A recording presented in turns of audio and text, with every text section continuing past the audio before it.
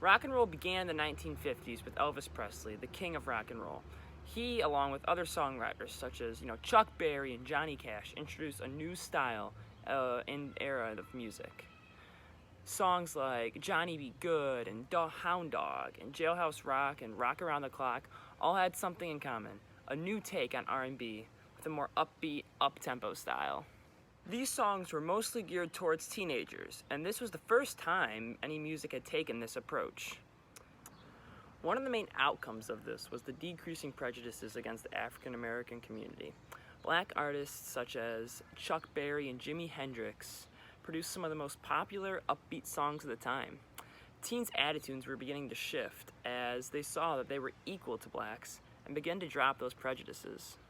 This effect on how people saw each other is one of the most important aspects of history, as later in the 60s, the Civil Rights Act of 1964 was made, as those teens who grew up listening to rock and roll were now adults and had much more of an influence in society.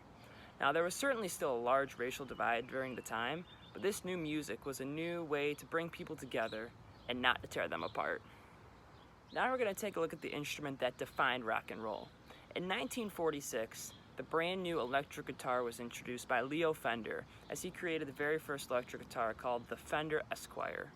Les Paul followed suit, making the first Gibson Les Paul in 1952, which actually was made in Kalamazoo, right on the other side of our state in Michigan. It was made there for a long time, however they do not manufacture the guitar there anymore. This is still one of the most popular guitars to date, and it's the guitar that I was playing earlier in the intro. It was this instrument that defined rock and roll as these guitarists learned new solos and riffs and all these new sounds that they could produce. And this was how the genre of the sounds and the era were defined. Without rock and roll and the electric guitar, music would not be where it is today, as it paved the way for so many new sounds and styles of music to be invented and developed.